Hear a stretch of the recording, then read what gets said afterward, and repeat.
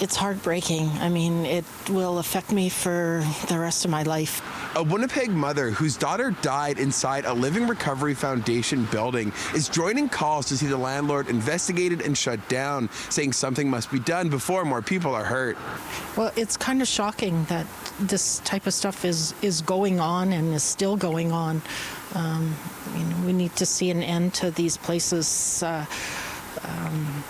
presenting themselves as some type of a recovery house when in fact they're not.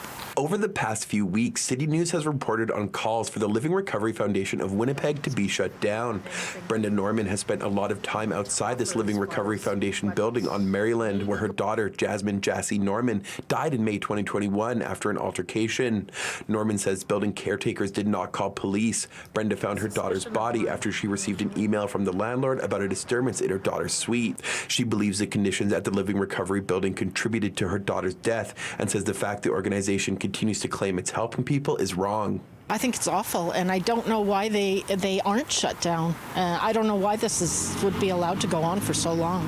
In 2022, the Winnipeg Fire and Paramedic Service reported 4 Living Recovery Foundation buildings were the source of 475 total calls for service, including 90 for overdoses and 106 for fires. The organization's founding director, Karen Harper-Penner, continues to decline interview requests from City News, but has denied allegations the buildings are unsafe and says that they are regularly inspected and maintained. She says her organization is housing people other landlords will not, and issues at the buildings are caused by tenants and the agencies who abandoned them.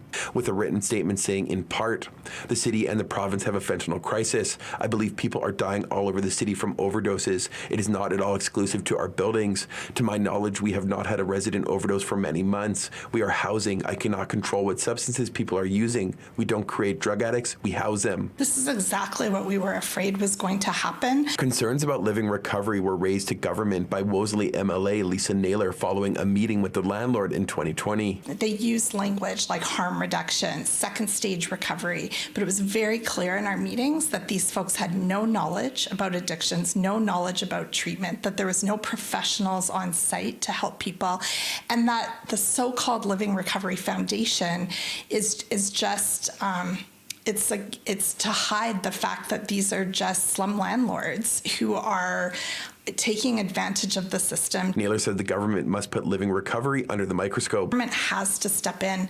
The misuse of provincial funds and taxpayers' funds and the misrepresentation of these organizations requires a deep investigation by the government. In a statement, the government of Manitoba says while EIA funding supports tenants in Living Recovery Foundation buildings, the province does not investigate landlords or get involved in their clients' accommodation choices through EIA. In Winnipeg, Morgan Majeski, City News.